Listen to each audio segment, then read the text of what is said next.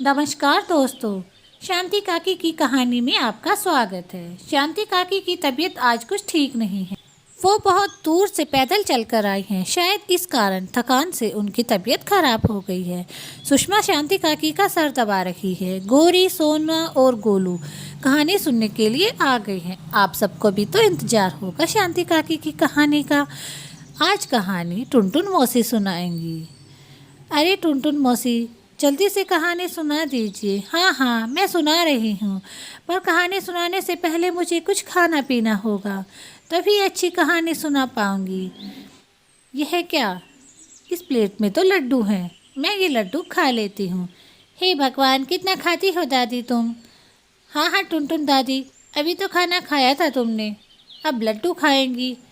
लगता है खाने पीने वाली कहानी ही सुनाएगी टुनटुन दादी। ऐसा गौरी, सोना और गोलू ने कहा। ज़्यादा मत बोला करो तुम, यह अच्छी बात नहीं है। बड़ों से इस तरह बात नहीं किया करते। बड़े मीठे लड्डू हैं। शांति काकी यही लड्डू खाकर कहानियाँ सुनाती हैं, तभी तो उनकी आवाज़ में इतनी मिठास है। मज़ा आ गया लड्डू खाकर। अब मैं तुम सबको कहानी सुनाती हूँ। यह प्लेट यहाँ रख देती हूँ, अब सुनो। जल्दी से सुनाएंगे ना टुनटुन दादी, तभी तो सुनेंगे। आप तो खाने में व्यस्त हैं, ऐसा गौरी ने कहा। चुप हो जाओ तुम सब, अब मैं तुम्हें कहानी सुना रही हूँ। प्यारे दोस्तों, आप भी सुनिए। जुगनू नाम का एक आदमी अपनी पत्नी जमुना और बूढ़ी माँ के साथ गांव से थोड़ा दूर जंगल में रहता था। उसकी बेटी का नाम सोनल था। सोनल बहुत ही मेहनती और आज्ञाकारी लड़की थी। वह घर के काम में अपनी माँ का हाथ बटाती थी और अपनी बूढ़ी दादी की बहुत सेवा करती थी। एक दिन की बात है, जुगनू जंगल में लकड़ियाँ काटने के लिए गया हुआ था और जुगनू की पत्नी जमुना अपने पशुओं के लिए घास लेने गई थी। सोनल अपनी दादी के पास घर में खेल रही थी। अचानक से मौसम बहुत खराब हो गया। आसमान में काले बादल छा गए और दिन में ही रात जैसा अंधेरा हो गया। सोनल की दादी ने कहा, सोनल जल्दी से वह लैंप जला लो, अंधेरा हो गया है। घर के अंदर भी दिया जलाकर रख दो। सोनल ने दिया जलाकर घर के अंदर रख दिया और लैंप उसने अपनी दादी के पास घर के बाहर रख दिया। सोनल की दादी ने कहा, मुझे चिंता सताने लगी है। तुम्हारे माता पिता जंगल में गए हुए हैं और अंधेरा हो गया है। तुम ऐसा करो, यह लैंप लेकर कुछ दूर जाओ। सोनल, जो कि बहुत आज्ञाकारी लड़की थी, वह तुरंत अपनी दादी की बात मान लेती है और लैंप लेकर जंगल की तरफ चल पड़ती है। सोनल की दादी ने कहा, देखो ध्यान से जाना और ज़्यादा अंदर मत जाना जंगल के, कुछ दूरी पर चले जाओ। तुम्हारे माता पिता आते होंगे, उन्हें रास्ता दिखा देना और उनके साथ जल्दी लौट आना। सोनल जंगल की तरफ चली जाती है। वह अपनी माँ और बापू को आवाज़ लगाती है, माँ कहाँ हो तुम, बापू कहाँ हो? परंतु उसे उसके माँ बापू कहीं दिखाई नहीं देते। इतने में तेज आंधी और बारिश शुरू हो जाती है। सोनल उन्हें ढूंढते हुए जंगल में बहुत दूर निकल जाती है और वापस आने का रास्ता भूल जाती है। इतने में सोनल के माता पिता घर लौट आते हैं और वो आकर सोनल के बारे में पूछते हैं। तो सोनल की दादी कहती है कि वह लैंप लेकर उन्हें रास्ता दिखाने के लिए गई है। सोनल के माता पिता बहुत चिंतित हो जाते हैं और वे तेजी से दौड़े हुए जंगल की तरफ जाते हैं। सोनल, सोनल कहाँ हो तुम, कहाँ हो? क्या तुम्हें हमारी आवाज़ सुनाई दे रही है? हमारे पास लौट आओ। वे इस तरह सोनल को पूरी रात खोजते रहते हैं। बहुत तेज़ बारिश होती है और तूफ़ान भी बहुत तेज़ होता है, परंतु उन्हें सोनल कहीं दिखाई नहीं देती है। सोनल का पैर फिसल जाता है और वह नदी में जा गिरती है और नदी की तेज़ बहाव के साथ बहुत दूर बह जाती है। सोनल के माता पिता पूरी रात सोनल को खोजते रहते हैं और वे थक हार कर सुबह घर की ओर लौट आते हैं। वे बहुत दुखी होते हैं। इधर सोनल बेहोश पड़ी होती है नदी के किनारे। उसे एक बुढ़िया अपने साथ अपने घर ले जाती है और उसका इलाज करती है। सोनल को होश आता है तो वह सब कुछ भूल चुकी थी। उसे कुछ भी याद नहीं था कि वह कहाँ से आई है और उसके माता पिता कौन हैं। बूढ़ी औरत उसे कहती है, तुम कौन हो और यहाँ कैसे आई?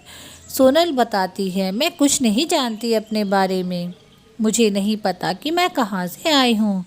बुढ़िया सोचती है कि ठीक है, मुझे भी एक काम करने वाली नौकरानी मिल गई। वह सारा दिन सोनल से घर के काम करवाती है और सिर्फ एक समय ही उसे खाने को देती है। सोनल बेचारी दिन रात मेहनत करती है। इधर सोनल के माता पिता बहुत दुखी रहते हैं अपनी सोनल के बिना। इसी तरह 2 साल बीत जाते हैं। सोनल अब कुछ बड़ी हो गई थी और वह घर के सारे काम करती थी उस बुढ़िया के, परंतु बुढ़िया बड़ी ही दुष्ट थी। वह उससे अच्छा व्यवहार नहीं करती थी। सोनल सोचती थी कि वह कहाँ से आई है, कौन है उसके माता पिता, परंतु उसे कुछ भी याद नहीं था। एक दिन की बात है, क्रिसमस का दिन आ गया था। दुष्ट बुढ़िया ने कहा, जा लड़की, मोमबत्तियाँ बेच कर आ, वहाँ चर्च के पास चले जाना, लोग बहुत मोमबत्तियाँ खरीदेंगे आज। सोनल के पास गर्म कपड़े भी नहीं थे। वह नंगे पैर ही मोमबत्तियाँ बेचने के लिए निकल पड़ती है। बहुत ठंड का मौसम था, उसे बहुत सर्दी लग रही थी। वह पूरा दिन मोमबत्तियाँ बेचती रहती है। अंत में मोमबत्ती का एक पैकेट बच जाता है। उसे बहुत ठंड लग रही थी और रात भी बहुत हो गई थी। वह मोमबत्ती बेचे बगैर घर नहीं जा सकती थी। वह कोशिश करती है कि वह पैकेट भी कोई खरीद ले, परंतु उसके हाथ पैर ठंड से जमने लगे थे। अब उसे और कोई रास्ता दिखाई नहीं दिया, तो वह बैठकर मोमबत्ती जला लेती है और उस मोमबत्ती की आंच पर अपने हाथ सेकती है। उसे अच्छा महसूस होता है। इस तरह एक एक करके वह सारी मोमबत्तियाँ जला लेती है। अब वह डर जाती है कि वह घर कैसे जाए, क्योंकि बुढ़िया उसे बहुत मारेगी, क्योंकि उसने एक पैकेट मोमबत्तियाँ जला दी थी, जिसके पैसे वह कहाँ से ला कर देगी बुढ़िया को। वह इसी सोच विचार में खोई हुई थी कि अचानक से उसे आवाज़ सुनाई देती है, तुम कौन हो? तुम्हारे माता पिता का नाम क्या है? इस पर सोनल कहती है, मुझे नहीं पता कि मेरा नाम क्या है, ना मैं अपने माता पिता को जानती हूँ। मैं एक बुढ़िया के पास रहती हूँ। वह आदमी कहता है, तुम मुझे उस बुढ़िया के पास लेकर चलो, लेकिन लड़की कहती है, नहीं, मैं वहाँ नहीं जा सकती, क्योंकि मैंने मोमबत्ती का पैकेट पूरा जलाकर ख़त्म कर दिया है। तो वह आदमी कहता है, उस मोमबत्ती की कीमत मैं चुका दूंगा, परंतु तुम मुझे जल्दी से उस बुढ़िया के पास लेकर जाओ। सोनल उस आदमी को बुढ़िया के पास ले जाती है। वह आदमी जुगनू होता है, जो कि अपनी बेटी को पहचान जाता है। वह उस बुढ़िया से पूछता है कि यह लड़की कौन है, तो वह बुढ़िया कहती है, मैं नहीं जानती, यह नदी में बहती हुई आई थी 2 साल पहले और तब से मैं इसे पाल रही हूँ। वह आदमी कहता है कि यह मेरी बेटी है। 2 साल पहले बारिश और तूफान में यह हमसे बिछड़ गई थी और हो सकता है तभी नदी में गिर गई हो। तुम्हारा बहुत बहुत धन्यवाद, तुमने 2 साल तक अब मेरी बेटी को अपने घर में रखा, परंतु एक बात कहूँगा, तुम बहुत ही दुष्ट हो। तुमने इसे सर्दी में इस तरह के कपड़े पहनाए हैं, इसके पैरों में चप्पल भी नहीं है। मैं अपनी बेटी को लेकर जा रहा हूँ। ऐसा कहकर वह सोनल को अपने साथ अपने घर ले आता है। सोनल को देखकर सोनल की माँ और सोनल की दादी बहुत खुश होती हैं। सोनल अपने घर आकर बहुत खुश होती है, क्योंकि सोनल के माता पिता और सोनल की दादी उसे बहुत प्यार करते हैं और वे सब उसे पुरानी बातें याद दिलाने की कोशिश करते हैं।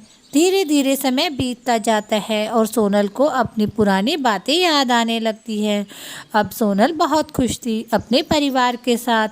तो दोस्तों, आपको यह कहानी कैसी लगी हमें कमेंट करके ज़रूर बताना। और हाँ, इसी तरह की नई नई कहानियाँ सुनने के लिए अभी सब्सक्राइब कर लीजिएगा हमारा चैनल, और हाँ, बेल आइकन भी ज़रूर प्रेस कर लेना। ठीक है दोस्तों, अब मिलेंगे नई कहानी के साथ। नई कहानी हमें मुनमुन की दादी सुनाएंगी। मुनमुन की दादी को बड़ी अच्छी कहानियाँ आती हैं, मेरी दादी से भी अच्छी। चुप हो जा शैतान, अब सो जाओ, ठंड बहुत हो गई है, तुम्हें कंबल ओढ़ कर सो जाना चाहिए। हाँ हाँ, शांति काकी भी सो गई हैं, अब हम सब सो जाते हैं। आओ हम सो जाएं। हाँ हाँ, जल्दी करो, सुबह पाठशाला जाना है तुम्हें। ठीक है, तुम यहाँ लेट जाओ। मेरे पास तो कोई मत आना, मुझे तो अकेला सोना है, मुझे बहुत भीड़ लगती है, ऐसा टुनटुन ने कहा। और वे सब कंबल ओढ़कर लेट जाते हैं। गौरी, सोना और गोलू अब भी सोनल के बारे में सोच रहे हैं। उन्हें कहानी बहुत अच्छी लगी। आप सबको कहानी कैसी लगी कमेंट ज़रूर करना। धन्यवाद दोस्तों, मिलते हैं नई कहानी के साथ। Bye bye.